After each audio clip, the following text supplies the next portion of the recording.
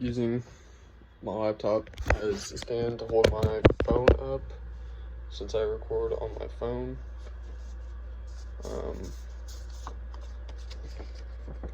There's that one. That's on the back. That. Nothing on the back. That.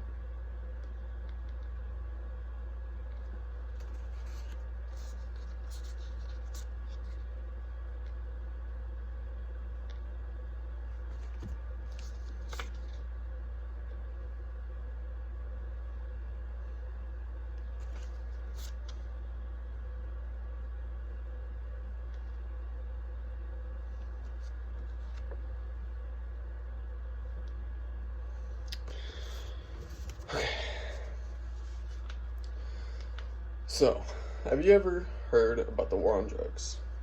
Well, President Richard Nixon called for a war on drugs in 1971, starting a 50-year struggle and tough on crime policy that nonstop produces disastrous results to this day. According to Betsy Pearl in Ending the War on Drugs by the Numbers, did you know that every 25 seconds someone in America is arrested for drug possession? And that has tripled since 1980, resulting in 1.3 million arrests per year in 2015.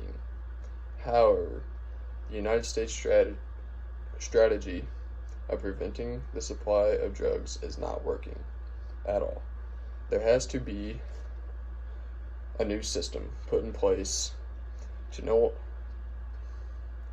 lower the amount of non-medical drug users in America and also the sale of illegal drugs in our country. First, I will tell you couple facts about the war on drugs. All of these are from drug war statistics.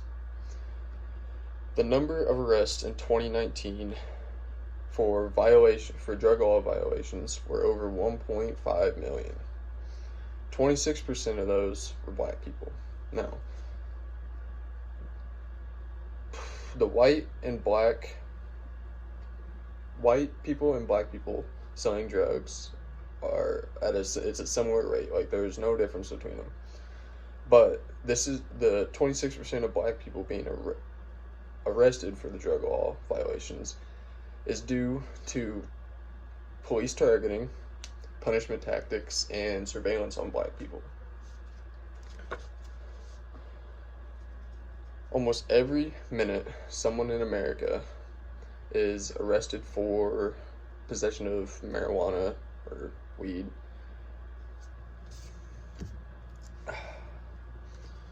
Not saying drugs are good. They are bad for you.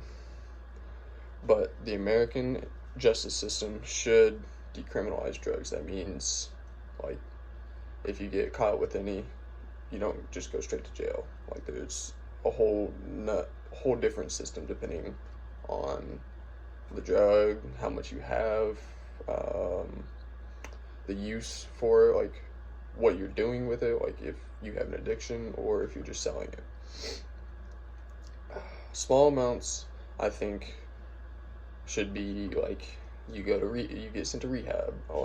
You get like a fine, so like $100 fine, or just depending on what your state or just like the country government puts in place.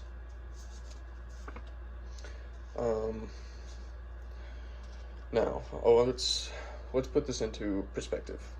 So we're in a very technological advanced world. So let's see, you wanna check your phone. So like you wanna get on your phone, check Snapchat, Instagram, Twitter, any social media, Facebook.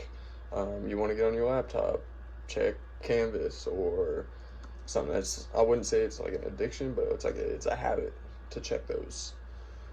And it's a habit for these people to use these drugs unless they have a big amount. They have like an addiction, like they have stress and they want to get it over with. Notorious drug lords in history, ever since the war on drugs started. El Chapo, everybody knows that name, or should. He started his drug empire in 1988, and it is still ongoing to this day. Another notorious one that everybody should know. I feel like everybody I've talked to has known him. Pablo Escobar, who brought an estimated 15 tons of cocaine a day into the U.S. in the 70s and 80s, and is also said to have supplied 80% of the United States cocaine during that time. And this is according to Netflix show Drug Lords. Those two took advantage of loopholes in our country of either selling it in a country or somehow getting it in, and also getting it into our country to sell it. It's his next step to try and fix this drug problem.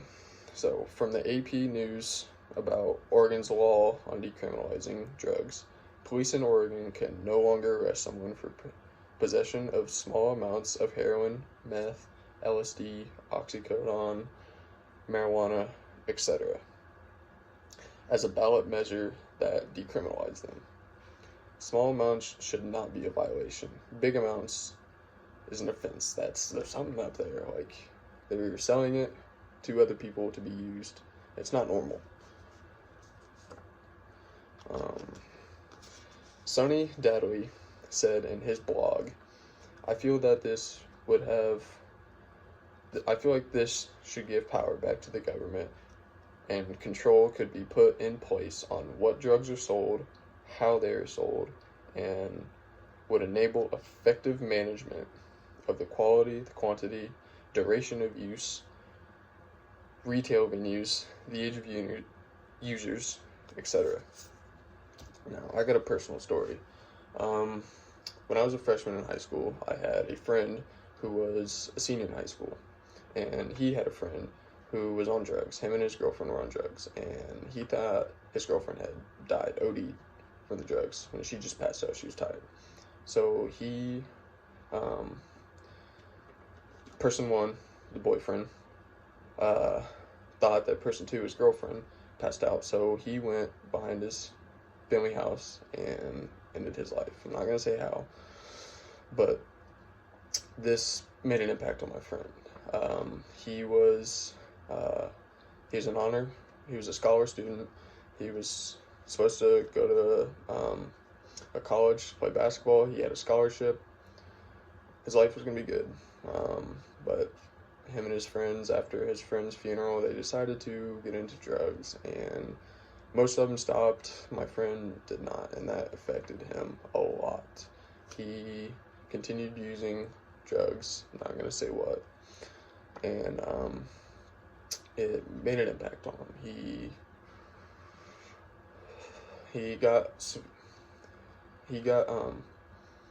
medically declared severely bipolar, and just talking to him to this day, like even now, years after, it's still like heartbreaking. Just trying to talk to him, he just talks about stuff that I don't ever want to hear, but I know he's just speaking his mind, and it hurts to hear it from someone that went through all that.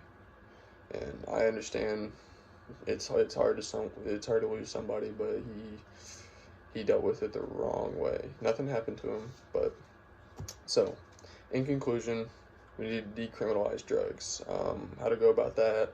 If it's a small amount, fine. Send them to rehab. Hopefully, rehab will help them.